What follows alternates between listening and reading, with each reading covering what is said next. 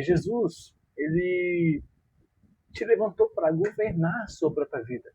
Ele te deu propósito, domínio sobre seus pensamentos, domínio sobre a sua própria vida. Ele te deu o seu próprio coração, domínio sobre seus hábitos, sobre as suas emoções. Mas nós, como humanos pecadores, às vezes nós abrimos brechas. Nós vamos para um pecado ali, para uma distração. Nós colocamos na cabeça, depois eu leio. Deixa de ler a Bíblia. Isso é uma brecha que o inimigo entra na sua vida, que o inimigo pega e rouba o controle da sua vida. Ele toca no controle da sua vida. E meio que você começa a viver como alguém que não sabe quem é. A mente, ela trava, a fé fica fraca, a vida espiritual seca, a culpa te domina. E você começa a acreditar que não consegue mais mudar.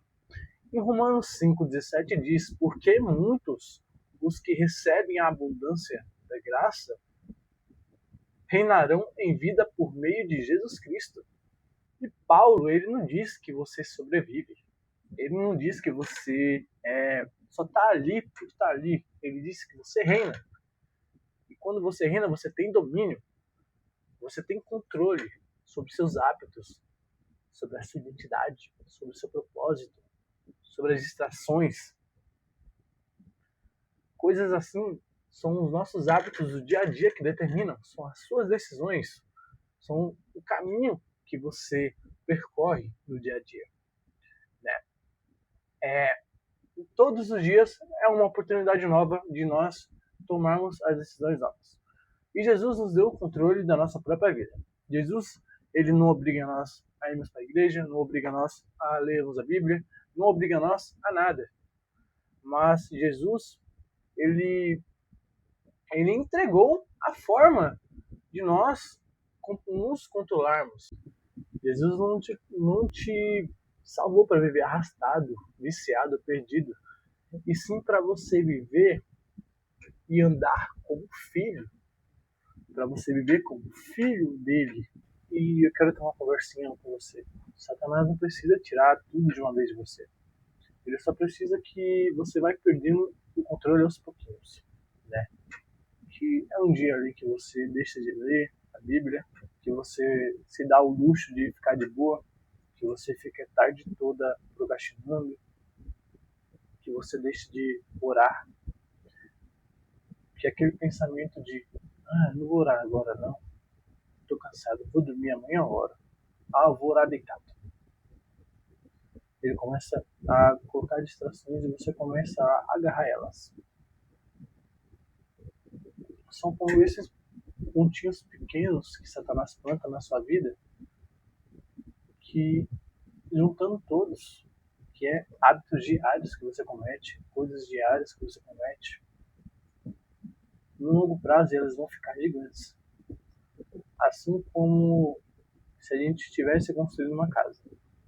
Mesmo que construa, coloque um tijolo ali por dia. Parece que nunca vai ficar nada, nunca vai ficar grande.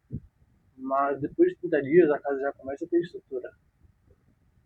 Depois de um ano a casa já começa a ficar grande. Mas imagina depois de 1, 2, 3, 4 anos. O tamanho daquele controle que Satanás terá sobre a sua vida. Assim como ele tem controle sobre a vida dos viciados, dos alcoólatras, todas essas pessoas, dos incrédulos, de todas essas pessoas. Satanás, principalmente nos alcoólatras, ele foi colocando, primeiramente, ainda mais aquele tipo de alcoólatra que já foi da igreja. O meu pai, ele foi assim. Meu pai foi da igreja, né? E ele foi obreiro, né? Obreiro da igreja. E meio que no começo, ele começou assim. Eu vou beber um pouquinho aqui, porque beber não é pecado. O pecado é o embriaguismo, né? Aí ele começou a beber um pouquinho.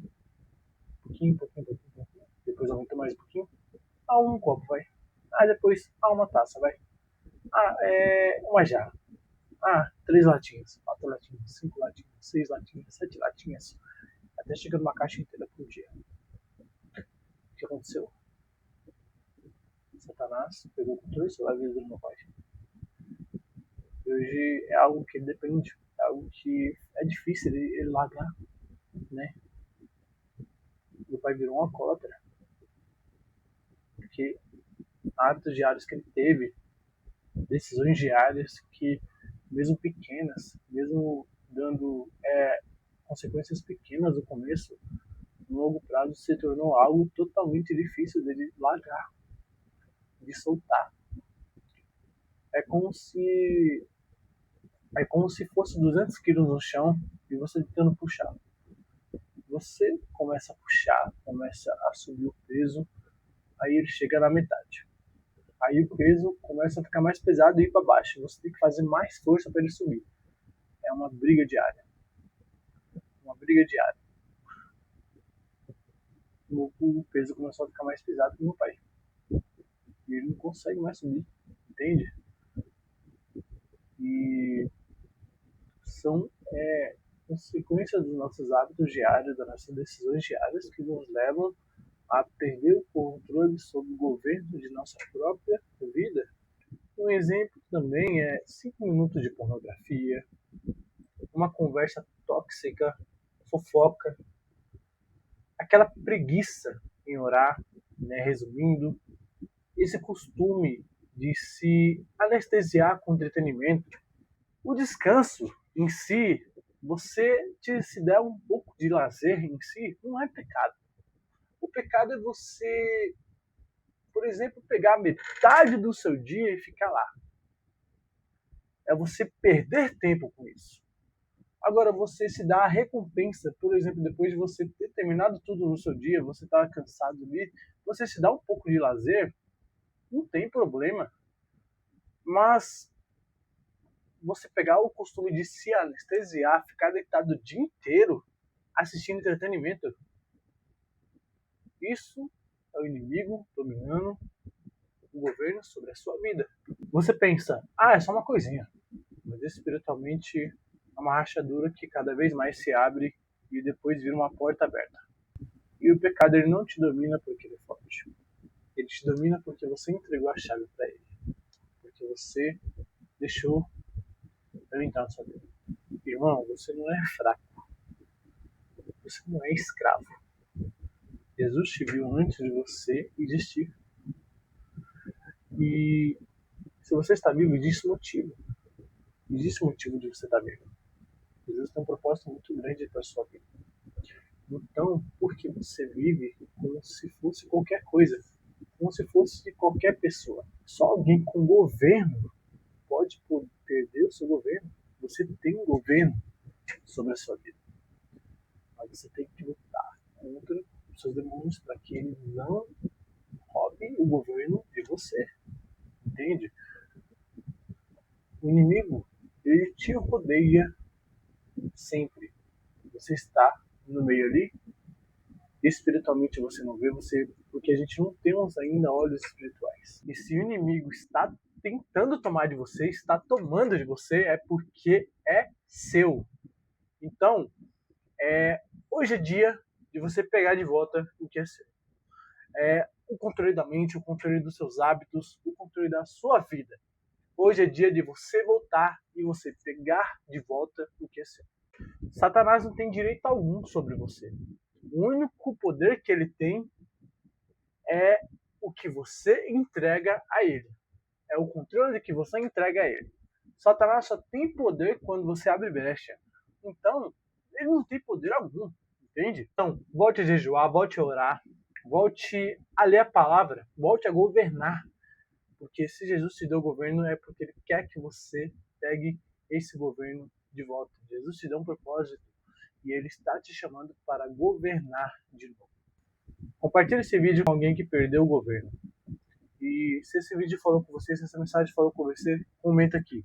Eu vou pegar de volta o que é meu. Porque eu vou orar pela sua vida. Amém?